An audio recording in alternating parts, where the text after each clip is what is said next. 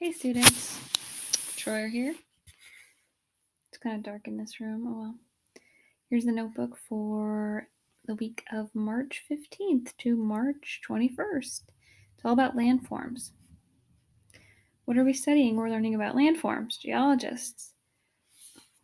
We're learning to explain why there are stripes on the walls of the Grand Canyon and how they relate to sedimentary rock layers. We're going to learn to make observations and describe some differences between limestone, sandstone, and shale. And why is it important to learn about this stuff? Well, we live on planet Earth, but what do we know about its history? Has it always looked the way it looks today? If not, what has changed?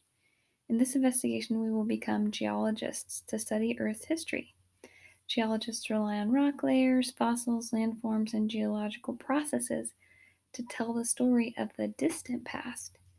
And we will explore Earth from above using satellite imagery, and we will explore the rock layers and fossils of the Grand Canyon to learn about how our planet has changed over time. Our project is going to be some kind of modeling rock layer project. Sorry, I am tired. Wow, long day. So, introduction to Earth history. Welcome to our exploration of Earth history. Scientists think the Earth is 4.6 billion years old. So, as you go through this, just answer the questions with what you think. No need to Google the answers. This is really about getting to what do you think? No right or wrong. So here are the questions. Were people on Earth the whole time? So I forgot to read the instructions here. It says, welcome to our exploration of Earth history. Scientists think the Earth is 4.6 billion years old. Were people on Earth the whole time? What do you think? What are some things that happened on Earth before people were around to observe and record the events? Are the plants and animals that we know on Earth today the same ones that were around millions of years ago? Have there been any events that happened to Earth a long time ago that might have changed its surface? And if there were no people around to observe the animals, plants, and events, how does anyone know that they really happened? Time to grab a rock. If you don't have a rock, I guess you could just Google a picture of a cool rock and then write down some questions you have about that rock. In class, we looked at some very cool rocks that people had in their possession. And also I have a very cool rock I showed in class. And it's got really cool stripes on it, and different colors and patterns. And kids were wondering, how did it form? Why does it have these stripes and different colors and different minerals? How old is it? So those are great questions to ask about rocks. So find a rock, ask some questions. You only need 3. Sorry. All right, what is a landform? For this, we generally said it is a natural feature on Earth's surface. Some people added some really nice juicy details. It was shaped by water, wind, ice, or the tectonic plates moving. So those are really great examples of a landform. And some of us just said, it's a form of land. Some of us included, it's made of rock, it's made of earth material. It's not a tree, it's not grass. And then what's a geologist? We talked about how a geologist is someone who studies rocks and landforms and geological time, which means time going way back to Earth's history. So millions and billions of years ago. It's not the same as calendar time. Doy, what? You have your eggplant? Come here. Doy, show your eggplant to everyone. Oh, that's his prize toy. He's had that probably 5 or maybe more, 7 years. Is that your prize baby toy? Yes, you're a good boy. Okay, one more wicked toy. His real name is Dodge. Yes, you're a good boy, buddy. Alright, enough distractions. Doy, stop distracting us. Here are a bunch of landforms. Many things you've probably heard of. I'm guessing you've pretty much heard of all of them, except maybe a meander, which is the bend in a river. A floodplain is where the river would flood seasonally. So, like, picture springtime, snow melt, and the river level rises a lot. It could flood the floodplain.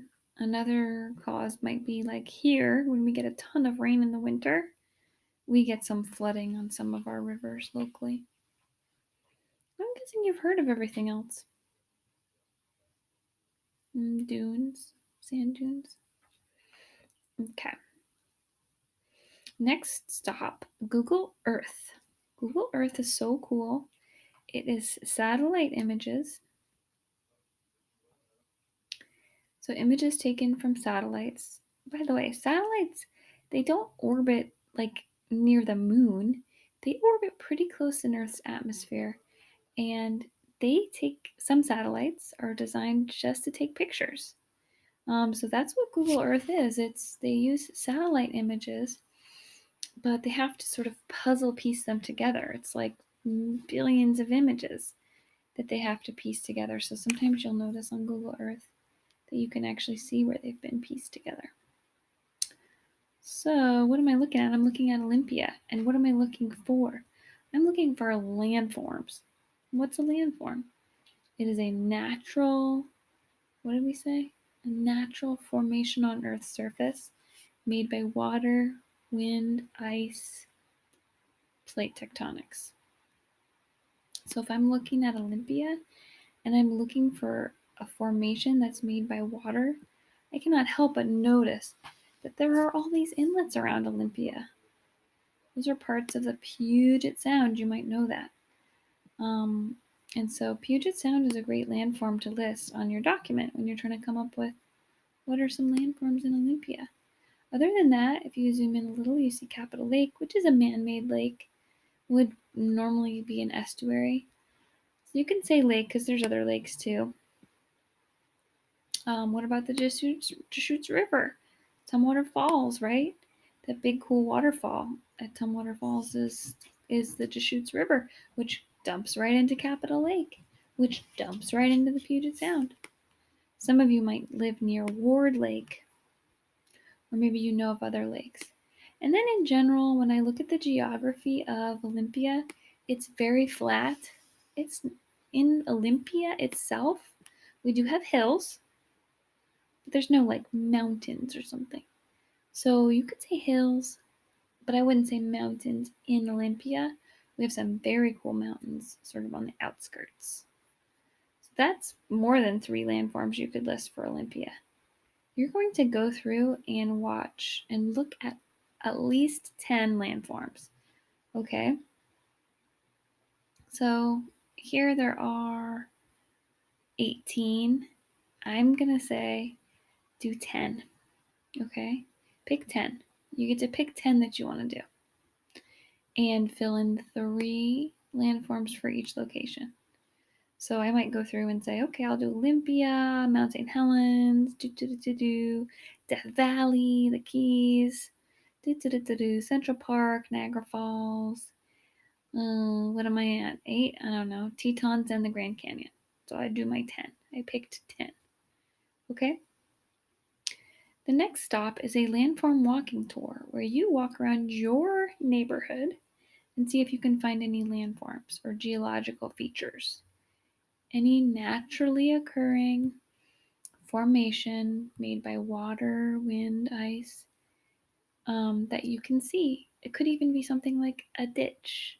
Ditches are usually carved by water. A hill, a flatland, a plain, a prairie. You only need to come up with 2 for your walk around your neighborhood. So easy peasy. If you're a hybrid student, we will do this step together. But if you don't have anything typed yet, you should type it before you submit. And that's it for this week. So submit it on Schoology. Here's a video of some more sweet landforms and some good memes to check out. Email me if you have any questions. Bye.